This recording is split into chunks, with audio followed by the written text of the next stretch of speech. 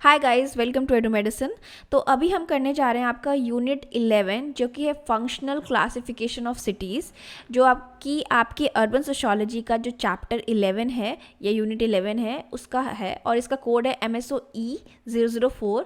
अब बेसिकली ये chapter discuss करता है कि किस तरीके से सिटीज़ को उसके फंक्शन यानी वो किस प्रकार की गतिविधियों और किस प्रकार के कार्य यहाँ पे होते हैं उसके हिसाब से क्लासिफाइड या डिवाइड किया गया है। ठीक है, तो पहले की सिटीज़ जो होती थी वो किसी ना किसी कार्य की वजह से बनी होती थी, यानी या तो हो सकता है कि वो रिलीजन की वजह से बना हो, यहाँ पे बीच में टेम्पल हो, यहाँ पे बहुत सारे लोग अलग अलग जगहों से आते हों तो ये सिटी बस गया हो, यहाँ पे दुकानें खुल गई हों, रोड बन गए हों कि लोग यहाँ पे ईजिली पहुँच सके। या तो यहाँ पे पैलेस हो सकता था, राजा रहता था, यहाँ राजा जहाँ भी रहेगा वहाँ पे बहुत तरीके के एडमिनिस्ट्रेटिव काम होते थे, यानी ब्यूरोक्रेसी होती थी, या इसे डिसीजन मेकिंग होती थी, तो लोग इसके आसपास बस जाते थे क्योंकि यहाँ पे फैसिलिटीज़ बेटर होती थी। तो यानी सिटीज़ जो पहले होती थी वो स्पेसिफिक फंक्शन के लिए, कोई एक फंक्शन, या तो इकॉनमी हो सकता है, या तो सोशल हो सकता है, पॉलिटिकल हो सकता है, या कल्चरल नीड के लिए हो सकता है। यानी मान लीजिए सिटी फॉर एग्जांपल आप सूरत में रहते हो, तो सूरत में आपको पता है कि बहुत बिजनेस, ट्रेड एंड कॉमर्स होता है, तो ये इकोनॉमिक रीजंस की वजह से बनी है। अगर सोशल रीज़न की बात करें तो कोई मतलब या तो वहाँ का इन्वायरमेंट अच्छा हो सकता है, या वहाँ पे लोग रहना मतलब प्रेफर करते हों। बहुत सारे सामाजिक कार्य या चीज़ें ऐसी होती हों जो लोगों को अट्रैक्ट करती हों। पॉलिटिकल का सीधा मतलब होता है एडमिनिस्ट्रेशन, या तो ये कैपिटल सिटी हो सकती है, या पुराने ज़माने की सिटीज़ का एग्जाम्पल है तो यहाँ पे राजा रहा करता था, या चकाचौंध होती थी तो लोग यहाँ पे रहने चले आते थे। कल्चरल नीड्स, मान लो कि आपका रिलीजन का कोई मेजर टेम्पल हो गया, मॉस्क हो गया, या कोई चर्च हो गया जो यहाँ पे है, तो इन सब रीजंस की वजह से पहले सिटीज़ हुआ करती थी। ठीक है, जो फंक्शन था, जो स्पेशलाइजेशन था जिसको मैं बात करूँ, वही बताता था कि उसका इकोनॉमी, स्ट्रक्चर या अर्बन प्लानिंग किस तरीके से होगी। फॉर एग्जाम्पल हम लेते हैं कि कोई एक सिटी है और उसके सेंटर में एक टेम्पल है जो बहुत फेमस है लोगों के बीच में, तो लोग यहाँ पे आते हैं पूजा करने के लिए, पाठ करने के लिए, जो भी करने के लिए आते हो। अब क्या होगा, धीरे धीरे यहाँ पे छोटे छोटे मार्केट इसके आसपास खुलने लगेंगे। अब मार्केट में लोग काम करने के लिए आएंगे, कुछ बेचने के लिए आएंगे, तो वो सोचेंगे कि घर जाने की जगह हम क्यों ना आसपास रहें, तो यहाँ पे छोटे छोटे जो एरियाज़ हैं आसपास से डेवलप होने लगेंगे, छोटे छोटे सिटीज़ टाइप के, या छोटे कस्बे मान लीजिए, मोहल्ले मान लीजिए, जहाँ पे लोग रहने लगेंगे। अब जब और लोग रहने लगेंगे तो और गतिविधियाँ वहाँ पे, एक्टिविटीज़ बढ़ने लगेंगी। तो ये जो टेम्पल सिटी हुआ करता था, नाउ ये कॉमर्स का भी बन सकता है। यहाँ पे कोई इंडस्ट्री खुल गई, या कोई यहाँ पे आसपास पोर्ट है जिसके थ्रू शिप से कहीं जाया जाता था। इन सब रीजन्स की वजह से पैटर्न और प्लानिंग डिपेंड करता था कि उस सिटी की नीड क्या है। अगर बनारस का एग्जाम्पल ले लो तो एक रिलीजियस सिटी है, वहाँ पे घाट है, वहाँ पे बहुत सारे टेम्पल्स हैं, और उसी टेम्पल से वहाँ का पूरा डेवलपमेंट हुआ है। अब अर्बन का जो फंक्शनैलिटी है, यानी कोई भी सिटी या कोई भी शहर क्या क्या फंक्शन परफॉर्म करता है, उस पर क्या फैक्टर्स अफेक्ट करते हैं। सबसे मेजर क्या होता है, ज्योग्राफिकल लोकेशन। मान लो कि एकदम दूर दराज देहात में और एकदम ही कोई डेजर्ट में, रेगिस्तान में आपका कोई शहर बसा है, तो बहुत मुश्किल है वहाँ पे पहुँच पाना, अगर बहुत ही ज़्यादा रीचेबल नहीं है, मतलब वहाँ की ज्योग्राफी बहुत अच्छी नहीं है। मान लो वहाँ पे हमेशा बारिश आती रहती है, तो क्या आप भले ही आपको कितना भी इम्पोर्टेंट वो जगह हो, आप नहीं जाना चाहेंगे। यानी ज्योग्राफी बहुत मैटर करती है कि कहाँ पे वो जगह या सिटी सिचुएटेड है। इकोनॉमिक बेस, यानी वहाँ पे क्या हो रहा है, ट्रेड है, इंडस्ट्री है, एडमिनिस्ट्रेशन है, क्या क्या आर्थिक गतिविधि हो रही है। ठीक है, अर्थव्यवस्था से संबंधित गतिविधि हो रही है, क्योंकि सिटीज़ ज़्यादातर मनी के अराउंड डेवलप होती हैं।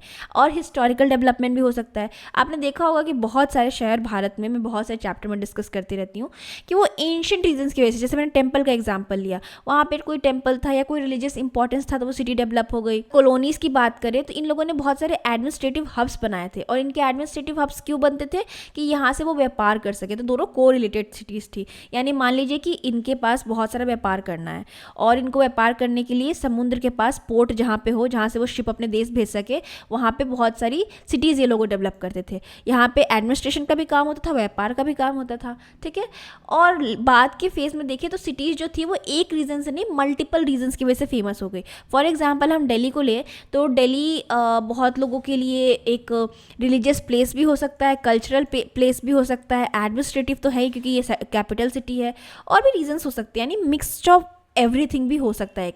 अगर एससीओ की बात करें तो इन्होंने 6 प्राइमरी फंक्शन बताए हैं सिटीज़ को, उसके हिसाब से क्लासिफिकेशन या डिवीजन दिया है कि किस तरीके से सिटी हो सकती है।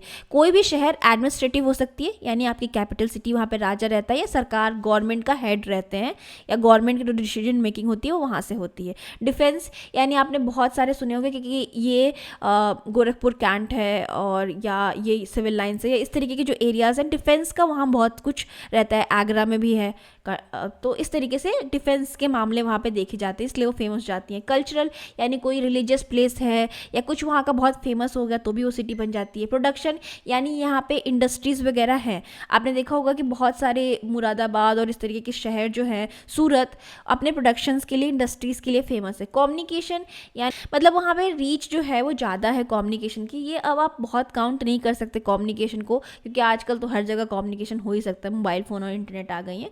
बट हाँ, एक ये फैक्टर रहता है कि अगर ईजिली लेटर पहुँच जा रहा है, फैक्स पहुँच जा रहा है, तो वो सिटी डेवलप हो जाती है। और रिक्रिएशन, यानी आप मज़े के लिए, मस्ती के लिए, आप देखिए कि उत्तराखंड और ये हिमाचल प्रदेश के कई सारे सिटीज़ अब बहुत फेमस हो गई हैं, जो पहले नहीं हुआ करती थी, क्योंकि यहाँ पे बहुत सारे लोग अपना समय स्पेंड करने के लिए, छुट्टियाँ मनाने के लिए जाते हैं या इन्जॉय करने के लिए जाते हैं। और चॉन्सी डी हैरिस और एडवर्ड उलेमान ने 3 मेजर अर्बन फंक्शन की बात की थी। एक थी central palaces, transport cities and specialized function cities. तरीके से समझिए, पहले के टाइम पे आपको मालूम था कि कुछ जो सिटीज़ थी, या तो वहाँ पे किंग रहने की वजह से या कुछ मेजर होने की वजह से वो एक हाईलाइट बन जाती थी, वो एक सेंटर बन जाती थी। या कुछ भी, अगर मॉडर्न सिटीज़ का एग्जांपल लें तो मान लीजिए कि दिल्ली है, यहाँ पे गवर्नमेंट का हेड है, तो ये ऑटोमेटिक है कि ये लोगों का अट्रैक्शन का पॉइंट बनेगा, या जिनको गवर्नमेंट ऑफिस में काम करना पड़ेगा या इन तरीके से, तो वो सिटी अपने आप एक इम्पॉर्टेंट सिटी बन जाएगी। ट्रांसपोर्ट सिटीज़ वो सिटीज़ थी जहाँ से व्यापार हो सकता है, या जहाँ पे जो ट्रांसपोर्टेशन का सिस्टम है, आप कॉलोनियल पीरियड का लीजिए, तो इन लोगों ने कोलकाता, मुंबई को सेंटर क्यों बनाया? मेजर रीज़न था कि ये सिटीज़ समुंदर के पास थी, जहाँ से वो अपने सी रूट के थ्रू व्यापार कर सकते थे। तो इस तरीके की सिटीज़ में अच्छे रोड्स और ट्रांसपोर्टेशन डेवलप करना ईजी होता है, जिससे व्यापार आसान हो सके। और स्पेशलाइज्ड फंक्शन सिटी, जैसे कि कोई सिटी अपने किसी स्पेसिफिक रीजन्स की वजह से फेमस है, जैसे मैंने बनारस का एग्जाम्पल दिया, वो रिलीजियस रीजन्स की वजह से फेमस है, ठीक है। तो अब फंक्शन ऑफ सिटीज़ की अगर हम बात करें तो 2 थ्योरेटिकल पर्सपेक्टिव यहाँ पे निकल के आती हैं, एक सेंट्रल पैलेस थ्योरी एंड एक है अर्बन इकोनॉमी बेस्ड थ्योरी। अब सेंट्रल प्लेस थ्योरी जो है वो क्रिस्टलर ने डेवलप की है। ये बात क्या करता है कि कुछ सिटीज़ जो हैं वो इकोनॉमिक हब बन जाती हैं फॉर सराउंडिंग एरियाज़। मान लीजिए हम यहाँ पे कोलकाता का एग्जांपल लेते हैं। कोलकाता एक सिटी है जो कि समुंदर के आसपास बसी है, जहाँ से पोर्ट पास है। अब क्या होगा कि यहाँ पे बहुत सारे इंडस्ट्रीज़ भी खुल जाएंगी, बहुत सारे लोग भी आके रहने लगेंगे, और यहाँ पे बहुत ज़्यादा व्यापार भी होने लगेगा, यहाँ के रोड वगैरह भी डेवलप हो जाएंगी। तो ये एक तरीके का इकोनॉमी हब बन जाएगा, जब अलग अलग जगहों से लोग यहाँ पे अट्रैक्ट होंगे, आएंगे और रहेंगे, क्योंकि यहाँ से व्यापार आसान होगा, ठीक है। तो ये इकोनॉमिक कारणों की वजह से, मतलब अर्थव्यवस्था की वजह से या फाइनेंस की वजह से ये सिटी सेंटर बन जाएगी आसपास के एरियाज़ के लिए। वहीं पे हम इकोनॉमिक बेस्ड थ्योरी की बात करें कि कोई सिटी इस भी एबिलिटी से ग्रो कर पाती है कि वो इंडस्ट्रीज़ और ट्रेड को अपनी तरफ अट्रैक्ट कर सके। अब अगेन फिर कोलकाता का एग्जांपल लीजिए। अगर मान लीजिए कि कोलकाता के पास एक समुंदर है आसपास, जहाँ से शिप के थ्रू वो दूसरे कंट्रीज़ में व्यापार कर सकता है, ठीक है। कंट्री में जाने के लिए इसके पास सिस्टम है, तो इसने बहुत अच्छे रोड डेवलप कर लिए, बहुत सारी इंडस्ट्रीज़ लगा ली। तो ये सारी एबिलिटीज़ हैं इसकी, जिसकी वजह से लोग यहाँ पे अट्रैक्ट हो पाते हैं। अब मान लीजिए कि यहाँ पे कोई सी या कोई समुंदर, मतलब वेस्ट बंगाल में नहीं होता जहाँ से व्यापार हो सकता है, तो क्या करते हैं ये लोग कि इतने लोग यहाँ पे अट्रैक्ट हो पाते हैं, इतने लोग यहाँ पे आते, तो इस थ्योरी को इस तरीके से समझाया गया है। अब 6 फंक्शंस जो ओरोसियो, इनका I don't know how to pronounce his name, तो जो भी ओरोसियो हैं, इनकी 6 फंक्शन दी गई हैं सिटी की। तो एडमिनिस्ट्रेटिव सिटी कौन सी है, जैसे मैंने पहले ही आपको एक्सप्लेन किया था कि जहाँ पे गवर्नमेंट और ब्यूरोक्रेसी का काम होता है, न्यू दिल्ली। यहाँ पे आपको पता है कि सेंट्रल गवर्नमेंट के सारे एम्प्लॉयज़ रहते हैं, सारे MP MLAs रहते हैं, और सब कुछ यही से डिसीजन मेकिंग होती है। US का एग्जाम्पल ले तो वाशिंगटन DC, कोई भी कैपिटल सिटी हो गई ना, जहाँ पे ज़्यादातर एडमिनिस्ट्रेशन के काम होते हैं। डिफेंस का जहाँ पे मिलिट्री बेसिस और फोर्ट्स होते थे, पहले के ज़माने में फोर्ट्स होते थे, आगरा फोर्ट सुना होगा आपने, और फिर बाद में अंग्रेजों ने वहाँ पे बहुत सारे मिलिट्री बेस भी खड़ा किए थे। आगरा हो गया, मॉस्को हो गया, कोल्ड वॉर के टाइम पे रशिया में है ये, ठीक है। उसके बाद कल्चरल की बात करें तो ये एजुकेशन, रिलीजन, आर्ट वगैरह के लिए फेमस होता है। बनारस हो गया, पेरिस हो गया, आर्ट आपको सीखना है, पेंटिंग आपको सीखनी है, पेरिस में जाइए, बहुत बड़े बड़े म्यूजियम्स हैं यहाँ पे। बनारस में लोग आर्ट तो है ही, कॉलेजेस बहुत अच्छे हैं, तो इन सब रीजंस की वजह से ये फेमस हो जाता है। प्रोडक्शन यानी यहाँ पे इंडस्ट्री और मैन्युफैक्चरिंग होती है। अब मान लीजिए अहमदाबाद टेक्सटाइल के लिए बहुत फेमस है, वहाँ पे बहुत सारा मैन्युफैक्चरिंग होते हैं कपड़े वगैरह की। कम्युनिकेशन की, जहाँ पे ट्रेड एंड ट्रांसपोर्ट बहुत अच्छा है, जैसे कि मुंबई हो गया, फ्रैंकफर्ट हो गया, मतलब मुंबई में पोर्ट सिटी है ना, यहाँ पे बहुत सारे पोर्ट्स वगैरह हैं जिससे समुद्र के थ्रू आप व्यापार कर सकते हो। फ्रैंकफर्ट एयर से बहुत ज़्यादा कनेक्टेड है, ठीक है। उसके बाद रिक्रिएशन की बात करें तो टूरिज्म और इंटरटेनमेंट सिटीज़ है, लास वेगस, गोवा हो गया, हिमाचल उत्तराखंड भी आजकल डेवलप होने लगा है, तो इस तरीके की। अब उन सिटीज़ की बात करते हैं जो कमर्शियल सेंटर्स बन जाती हैं। अब कमर्शियल सेंटर का मतलब क्या है कि इन सिटीज़ में कॉमर्स होता है और हिस्टोरिकली ये अर्थव्यवस्था का एक बहुत इंपॉर्टेंट पार्ट बन जाती हैं, जहाँ पे ट्रेड हो रहा है, फाइनेंस हो रहा है, बिजनेस हो रहा है। तो अगर हम बात करें मध्यम काल की, मिडिवल इंडिया की बात करें, तो सूरत, कैलिकट, आगरा, ये बहुत ही ज़्यादा इंपॉर्टेंट सेंटर्स डेवलप हुए थे। इसको इस तरीके से समझिए कि यहाँ पे ना अंग्रेजों ने देखा कि जैसे सूरत है, इंडस्ट्रीज डेवलप की जाती है, और आपको पता है कि गुजरात जो है उधर पोर्ट से भी कनेक्टेड है, जहाँ पे वो लोग बाहर के देश में भेज सकते हैं। उसके बाद आगरा वगैरह को इन लोगों ने कनेक्ट किया, क्योंकि वहाँ पे थोड़ा बहुत बेस था, जिसको रोड के थ्रू ये लोग अलग जगह से इंडस्ट्रीज लगाते थे और सब कुछ एक ऐसी सिटी में मंगा लेते थे जिसके आसपास समुद्री लोकेशन होता था, जहाँ से वो लोग दूसरी जगह पे भेज सके। तो इस तरीके के सिटीज़ डेवलप हुई, यहाँ पे रोड्स वगैरह डेवलप हुई और यहाँ पे बहुत व्यापार होने लगा, ठीक है। और मान लीजिए कि की बात करते हैं अगर हम, तो इस टाइम पे हमें देखने को मिलता है कि कोलकाता, मुंबई और चेन्नई, देखिए ये जो सूरत, कैलिकट और आगरा थी, ये मध्यकाल की हमने बात की। मध्यकाल में भी रोड्स वगैरह, पोर्ट वगैरह डेवलप थी, व्यापार होता था, अन्य देशों से आया था। लेकिन जो व्यापार है वो बहुत ही बड़ा स्वरूप कब लेता है, जब अंग्रेज भारत में आते हैं।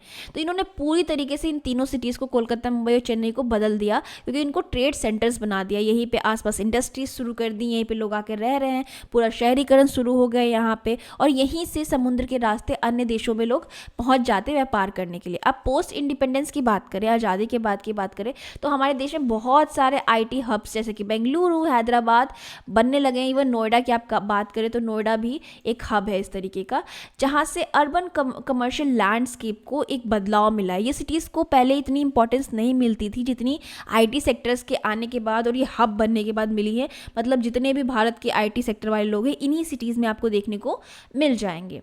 अब कमर्शियल सेंटर्स हो सकते हैं। देखिए मार्केट टाउन्स होते हैं। अब मार्केट टाउन्स क्या होते हैं कि बहुत सारा जो लोकल पॉपुलेशन है एक एरिया में रहता है।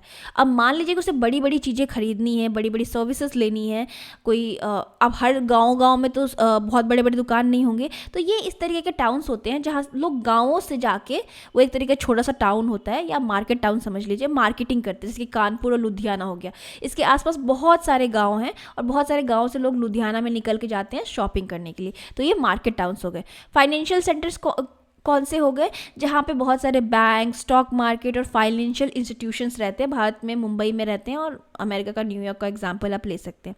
अब इंडस्ट्रियल जो हब्स है, अब ये ऐसी जगह होती हैं जहाँ पे मैन्युफैक्चरिंग एंड प्रोडक्शन होता है, यानी जो भी वस्तु बन रही है इंडस्ट्रीज वगैरह में वो यहाँ पे होती हैं। आप जमशेदपुर की ले सकते हैं, यहाँ पे बहुत सारी इंडस्ट्रियल एरिया है, स्टील वगैरह का प्रोडक्शन होता है। अब पोर्ट सिटीज़ कौन सी होती हैं, तो जहाँ पे इंटरनेशनल ट्रेड के लिए या सामान के आदान प्रदान के लिए, यानी इंपोर्ट एक्सपोर्ट के लिए स्पेस हो। चेन्नई हमारा एग्जाम्पल है, सिंगापुर एग्जाम्पल है और बहुत सारे एग्जाम्पल आप ले सकते हैं।